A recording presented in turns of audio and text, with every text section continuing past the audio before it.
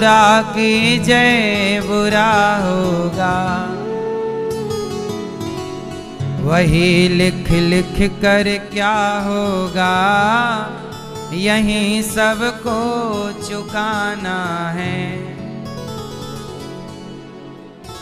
भैया जी झूठ मत बोलो, प्रभु के पास जाना है। न हाथी है न घोड़ा है, वहाँ पैदल ही जाना। भला कीजिए भला होगा, बुरा कीजिए जैसी करनी। जो आप करोगे वो आपको भी मिलेगा, आपकी संतान को भी मिलेगा, अच्छा भी मिलेगा। और इसलिए आप लोगों ने जो कर्म काम किया है श्री राम किशन जी ने, वो बहुत सराहनीय कार्य है। और समाज के लिए एक मैसेज है कि पैसा आपके पास है तो पैसे से दारू भी आती है, पैसे से लोग क्लबों में जाके पैसे खर्च करते हैं, लेकिन इन्होंने अपना पैसा समाज की आपकी सेवा में आपको कथा सुनवाने के लिए ले आए, है ना। आपका किराया भाड़ा भी क्यों इन्होंने किया है। अब देखो आजकल कौन किसकी टिकट कटवाता है। क्यों भाई, ये पुण्य का कार्य कर रहे हैं कि नहीं। पैसा किनके पास नहीं है साहब, पैसे की कमी आजकल नहीं है। बहुत लोगों के पास पैसा है पर इस प्रकार का दिल नहीं है, जिगरा नहीं है। ऐसे लोग भगवान अब देखना, इस पुण्य से इन्हें भगवान कई गुना और तरक्की देंगे, इनके संतान को, इनके आने वाली पीढ़ी को। क्योंकि पुण्य यदि पाप किया है तो उसका फल मिलके रहेगा, यदि पाप मिलकर रहता है तो पुण्य भी मिलकर के रहता है, जाएगा कहां।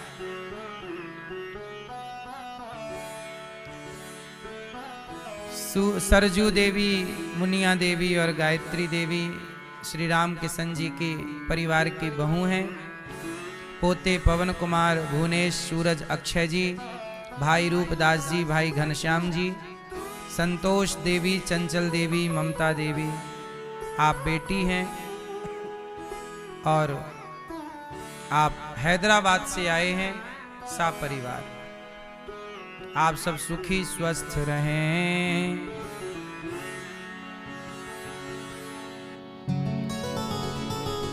हैं? कल आप लोगों ने कथा सुनी कि अच्छा आज एक त्योहार है, पता है कौन सा। क्या लोहड़ी की भी तैयारियां हो रही हैं। लोहड़ी है तो आप सबको लोहड़ी की और मकर संक्रांति की बहुत बहुत शुभकामनाएं। आप सबके जीवन में भगवान की कृपा बनी रहे। आज मकर संक्रांति से सूर्य मकर राशि में प्रवेश कर जाते हैं। मकर राशि में प्रवेश करते ही मौसम बदल जाता है। मौसम बदल जाता है और देखो मौसम बदल गया। सर्दी अब धीरे धीरे टाटा, सर्दी बहन जाएंगी, अगले साल फिर तैयार होके आएंगी। तो सर्दी बहन इस बार अब यहां से विदाई लेंगी। और इस मकर संक्रांति में लोग लड्डू किसके खाते हैं? तिल के। क्यों बताओ, तिल के लड्डू क्यों खाते? चश्मा वाली मैया बताएंगी, पीली मैया। हा हा हा हा नहीं बताओ।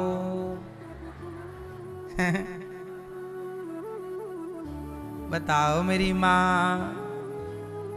बगल वाली मैया। क्यों?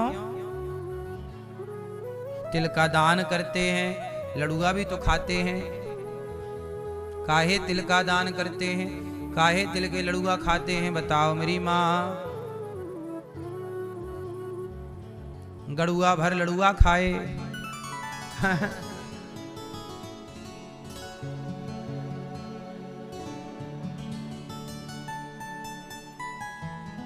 तो मेरी माँ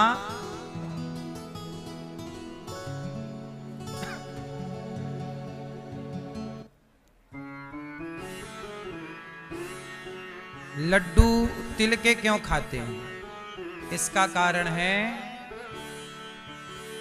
कि हमारे पूर्वज कितने वैज्ञानिक थे, वैज्ञानिक सोच वाले। सर्दियों में ना धूप कम मिलती है, क्योंकि कोहरा ही कोहरा होता है, तो शरीर को हम कपड़े भी ओढ़े रखते हैं ना सर्दी से ढक के, तो शरीर को कैल्शियम नहीं मिलता, विटामिन डी नहीं मिलता, सूर्य नहीं आता और सूर्य भगवान नहीं आते और धूप शरीर में लगती नहीं है, तो शरीर में किसकी कमी हो जाती है? Vitamin D. और विटामिन डी की कमी मतलब कैल्शियम की कमी है। बोलो हाँ। तो आपके पूर्वजों को पता था कि जब सूर्य का प्रकाश ना पड़े तो क्या खाना चाहिए? बोले तिल में भरपूर कैल्शियम होता है, तो तिल खा लो, तिल के लड्डू खा लो, तो शरीर में कैल्शियम की पूर्ति हो जाएगी। इसलिए कैल्शियम की पूर्ति के लिए दवाई ना खाना पड़े, तो लड्डू की परंपरा बन गई। और आज भी वो परंपरा, कितनी वैज्ञानिक परंपरा। त्योहार भी हमारे साइंटिफिक हैं। बोलो हाँ।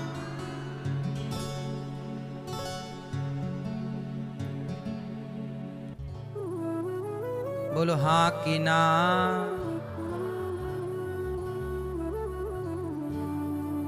इसलिए कौन से लड्डू? तिल के लड्डू।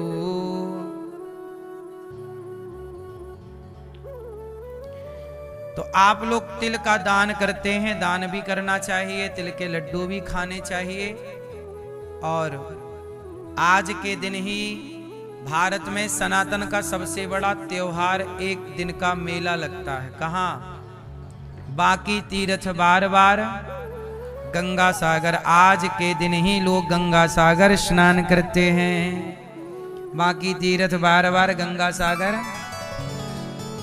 गंगा सागर में कपिल देव जी रहते हैं। आज के दिन ही गंगा, आपको पता है साल भर पानी रहता है समुद्र का, लेकिन आज के दिन ही वहां पर एक दिन के लिए समुद्र खाली हो जाता है उस जगह पर। मतलब वहां से पानी हट जाता है जहां मेला लगता है। 365 दिन में केवल एक दिन के लिए, आज के दिन, अर्थात मकर संक्रांति के दिन। अब देखो कितना बड़ा विज्ञान है। एक्चुअली ये कथा इस तरह से है कि अभी मैं आपको सुनाऊंगा भगवान कपिल देव जी का चरित्र। कपिल देव जी अपनी माँ को उपदेश करके और कहाँ गए? गंगा सागर। कहाँ गए? तो गंगा सागर में कपिल देव जी बैठे, तो थोड़ा टापू पे जाके तपस्या करने लग गए। तो भक्त लोग जाने लगे नाव में चढ़ चढ़ के। अब कपिल देव जी बोले, देखो तुम लोग रोज रोज आओगे तो हम ध्यान नहीं कर पाएंगे, जब तक नहीं कर पाएंगे, तुम रोज ना आया करो। तो कब आए गुरु जी? बोले तुम साल में एक बार आना, मकर संक्रांति के दिन आओ। लेकिन एक बात बताओ, भक्तों ने कहा कि कैसे आए, पानी बहुत रहता है समुद्र का। तब कपिल देव जी ने समुद्र से कहा कि देखो एक दिन के लिए भक्तों को आने का रास्ता दे दिया करो। तब से आज तक साल में एक दिन के लिए समुद्र भक्तों को रास्ता देता है। और उस जगह से जहां कल तक 20 फीट पानी रहा करता है, एक दिन के लिए वहां से पानी हट जाता है पूरे समुद्र का, मतलब उस क्षेत्र का, वहां का, वो खाली हो जाता है। सोचिए समुद्र भी जिस सनातन को रास्ता दे रहा हो, उस सनातन का डंका लोक परलोक दोनों में है या नहीं? उस सनातन को मिटाने की बात करते हैं कुछ लोग, जिस सनातन को रास्ता समुद्र भी देता हो। हाँ या ना? इसलिए ये बड़ा वैज्ञानिक कारण है, आप जानते हैं कि नहीं राम जाने, लेकिन गंगा सागर में आज भी ये चीजें हैं। तो आप लोग आज इस पावन त्योहार पर वृंदावन में हैं, यमुना जी का स्नान करिएगा, दरस परस कीजिएगा और भगवान का चिंतन कीजिएगा। प्रिय भक्तों, कल हम लोगों ने कथा में क्या सुना था कि परीक्षित जी को 7 दिन में मरने का शाप लगा। क्यों लगा? एक साधु का अपमान कर दिया उन्होंने। अच्छा, अपमान करने से उम्र बढ़ती है कि घट जाती है? क्यों मैया? अपमान करने से उम्र बढ़ती है कि घटती है? बोलो मेरी माँ, क्या होती है? राजा परीक्षित, इनको लगी प्यास, जंगल में गए थे, पानी मिला नहीं, प्यास लगी, एक साधु की कुटिया नजर आई, लगा कुटिया है तो पानी भी होगा, तो कुटिया के पास गए। साधु जी बैठे ध्यान में, महर्षि बैठे ध्यान में। समीक जी, राजा परीक्षित जी ने देखा कि साधु बैठे हैं तो पानी मांगा, महात्मा जी पानी पिला दीजिए, बड़ी प्यास लगी है। पर साधु जी तो समाधि में थे, उन्होंने राजा की बात सुनी नहीं। तो राजाओं को थोड़ा अभिमान तो होता है कि देखो मैं बोल रहा हूं और ये सुन भी नहीं रहा है, तो उन्हें अभिमान बस उन्हें लगा कि ये तो मेरी बात सुन नहीं रहे। तो वहां एक मरा हुआ सांप पड़ा था, तो सांप उठा के राजा परीक्षित जी ने संत जी के गले में लपेट दिया और परीक्षित जी चले गए। तो समीक जी के गले में जब सांप लटकाया तो समीक जी के पुत्र ने जब देखा और सुना कि मेरे पिता के गले में राजा परीक्षित ने सांप लटका दिया, मतलब मेरे पिता का अपमान कर दिया, तो श्रृंगी ऋषि ने हाथ में जल लेकर शाप दे दिया, राजन तुमने राजा होकर संतों का सम्मान करना चाहिए था, पर तुमने संतों का अपमान किया। जाओ हम तुम्हें शाप देते हैं, तुमने पिता के गले में सांप लटकाया है, तो सांप के डसने से ही आज से 7वें दिन तुम्हारी मृत्यु हो जाएगी। इति लंघित मर्यादम तक्षकः सप्तमे हरि। आज से 7वें दिन तक्षक के डसने से तुम्हारी क्या होगी? मृत्यु हो जाएगी। अब जब शाप लगा, परीक्षित जी को पता लगा कि मुझे 7 दिन में मरना है। राजा परीक्षित जी ने पुत्र को राजा बनाया और राजा बनाकर पुत्र को परीक्षित जी शुकताल चले गए।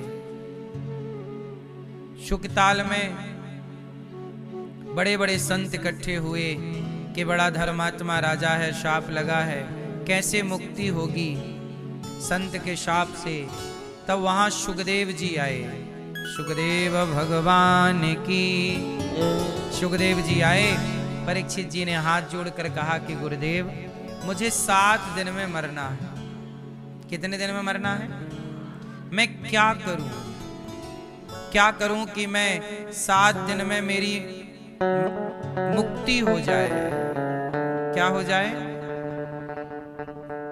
परीक्षित जी सुखदेव भगवान के चरणों में बैठे हैं। अच्छा, प्रश्न एक खड़ा हो गया कि राजा परीक्षित जी तो बड़े अच्छे राजा हैं, धर्मात्मा हैं, ये परीक्षित जी कौन है जानते हैं? अर्जुन के बेटे कौन हैं? अभिमन्यु, और अभिमन्यु के बेटे हैं परीक्षित। तो ये अर्जुन के पुत्र हैं। अब इन्हें ये बुद्धि क्यों आ गई कि संत का अपमान करने लग गए? इन्होंने कलयुग को रहने के 4 कमरे बनवा दिए थे। कलयुग कहां कहां रहता है? कलयुग द्यूतं पानं स्त्रियः सूना यत्रा धर्मश्चतुर्विधा। कलयुग कहाँ रहता है मेरी माँ? द्यूतम, जुआ, जहाँ जुआ होगा कलयुग, शराब होगी कलयुग, इसलिए जुआ, शराब, पराई स्त्री, हिंसा, यहाँ कलयुग रहता। इसलिए भले लोगों को जुआ से बचना चाहिए, है ना? भले लोगों को शराब से बचना चाहिए। आजकल लोग तर्क देते हैं कि सब लोग शराब पीते हैं। भाई सब लोग चूल्हे में जाएंगे तो तुम भी जाओगे? सब लोग, रावण सीता मां को चुराता है तो क्या तुम भी चुराओगे? नहीं। शराब में कलयुग है, इसलिए शराब पीने वाले की बुद्धि भ्रष्ट हो जाती है। समझदार लोग शराब नहीं पीते, समझदार लोग जुआ नहीं खेलते, समझदार लोग पराई स्त्री, पराई पुरुष को नहीं देखते, समझदार लोग अपने पेट भरने के लिए किसी जीव की हत्या नहीं करते। इसलिए अब आप कहोगे कि सारी दुनिया मांस खाती है, सारी दुनिया शराब पीती है, तो पीने दो, खाने दो दुनिया को मांस, पीने दो शराब, तुम तो ना पियो।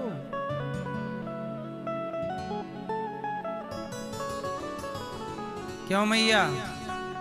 दुनिया गलत करती है तो हम भी करें, इसलिए कि वो करते हैं।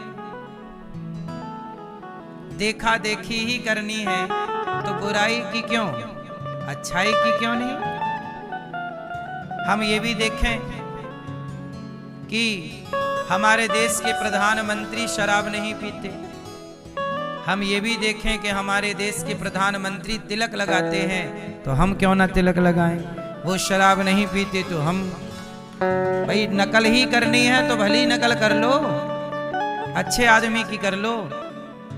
हमारे देश के मुख्यमंत्री योगी जी शराब नहीं पीते, तुम भी मत पियो। मोदी जी मांस नहीं खाते, अब तुम कहते हो दुनिया भर मांस खाती है, खाती होगी पर हमारे देश के प्रधानमंत्री तो नहीं खाते। तो जब देश का प्रधानमंत्री होकर वो मांस नहीं खाते, वो शराब नहीं पीते, तो तुम एक सामान्य व्यक्ति हो कि काहे मांस और काहे शराब खा पी रहे हो?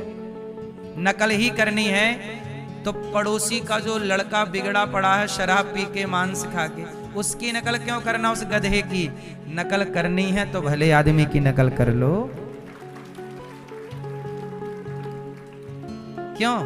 समसर करनी ही है, अच्छे लोगों की कर लो। मैं मांस नहीं खाता, शराब नहीं पीता, मेरी उम्र के बहुत लड़के मांस खाते हैं, शराब पीते हैं। नकल ही करनी है, अच्छे लोगों की कर लो। जब आप अच्छे लोगों की नकल करते हैं तो आप अच्छे बनते हैं, और जब आप बुरे लोगों के रास्ते पर चल पड़ते हैं तो आप बुरे हो जाते हैं। बोलो हाँ कि ना? जुआ, जुआ में कौन? कलयुग। मोदी जी जुआ खेलते हैं तो आप क्यों खेलते हैं? आज के युवा क्यों खेलते हैं?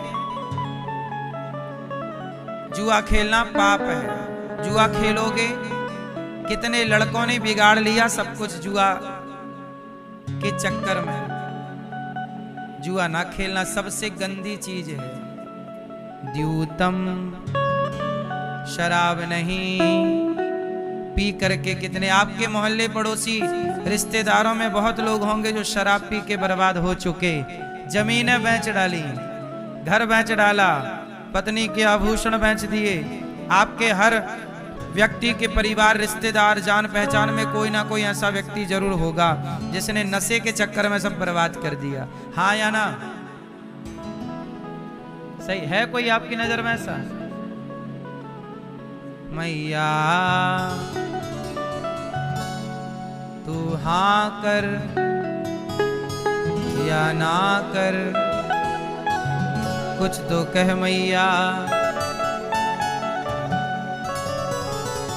है कोई ऐसे कि नहीं? बर्बाद हुए कि नहीं? इसलिए वो बर्बाद हो गए, हम तो ना होए।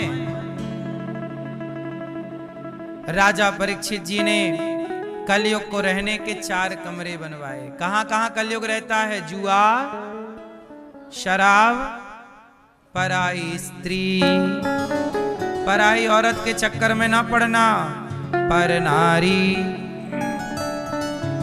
पर नारी पैनी छुरी। पराई औरत क्या है? पर नारी पैनी छुरी है। पराई औरत के चक्कर में ना पड़ना, वो पैनी छुरी है। पर नारी पैनी छुरी। पैनी मतलब धारदार। पैनी समझते हो? पराई औरत छुरी है, वो भी धार युक्त। पर नारी पैनी छुरी, 3 तरफ से खाए। पराई औरत 3 तरफ से खाती है। पर नारी पैनी छुरी, 3 तरफ से खाए। कहां कहां से?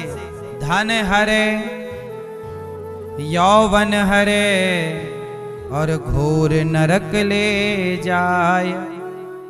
पराई औरत धन हर लेती है, जवानी हर लेती है, यौवन, और घोर नरक में ले जाके बिठा देती है। बैठो राम झूला झूलो, अभी आएंगे। तो भैया आप लोग तो नहीं पड़े चक्कर में? पड़ोसन से इलू इलू तो नहीं चल रहा है? सही, बच के रहना।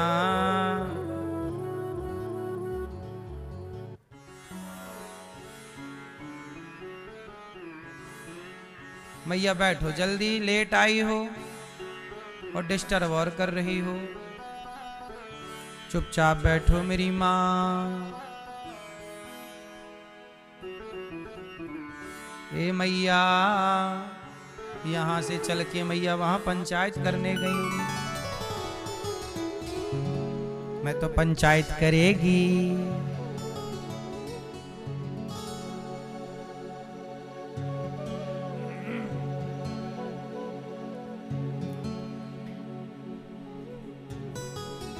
पराई स्त्री के चक्कर में ना पड़ना मेरी माँ, मेरे भाइयों। रावण पड़ा था, देखा ना? अब तुम भी यदि इलू इलू खेल रहे हो तो फिर सोच लेना। रावण जैसों की लुटिया डूब गई तो तुम किस खेत की मूली हो के गाजर हो।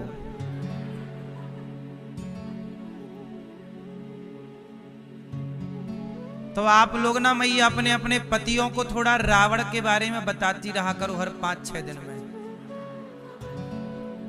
बोलती रहा करो, सुन रहा है ना तू रावण के बारे में सुनता रह तू। उसका क्या हाल हुआ वही होगा तेरा। बताती रहा करो। रावण देख चक्कर में पड़ा तो खल्लास नहीं।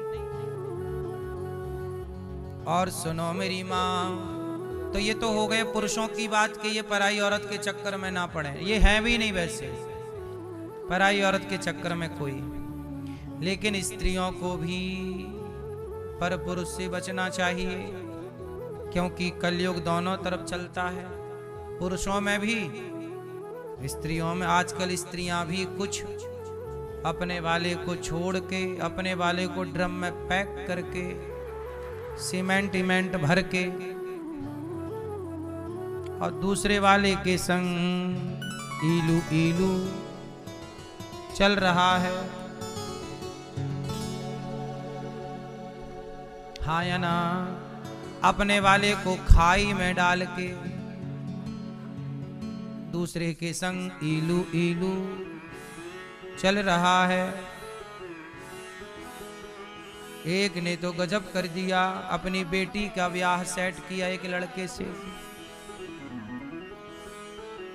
फिर बेटी से कहा तू रुक, जरा मैं इसके संग भाग के देखती हूं। तो मां ही भाग गई होने वाले दामाद के संग।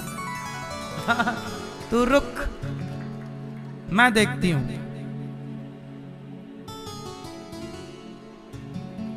हाँ या ना। एक भाग गई अपने होने वाले दामाद के संग। अब देख लो ये हाल है तो पुरुष भी कम नहीं। इसलिए पुरुष लोग रावण को याद रखें और आप लोग सूपनखा को याद रखो। नक कटी, क्या कटी? नाक कटी तो क्या हुआ? नकटी।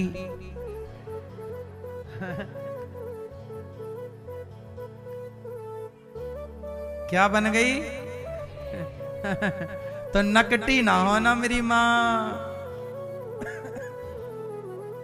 क्योंकि समाज सबको याद रखता है। यदि समाज राम को याद रखता है तो रावण को भी याद रखता है। फर्क इतना है कि राम को याद रखता है तो मंदिर बनाता है और रावण को याद करता है तो पुतले जलाता है। याद दोनों है इतिहास में, भूला किसी को नहीं है ये इतिहास। इतिहास सदा अच्छाई बुराई दोनों को संजो के रखता है। वो भले भाग गई अपने दामाद के संग, पर इतिहास में दर्ज हो गया ना उसका नाम कि एक ऐसी भी हुई जो दामाद के संग बेटी को धोखा दे के भाग गई। सही गलत का निर्णय तो विधाता कर ही लेंगे, लेकिन समाज माँ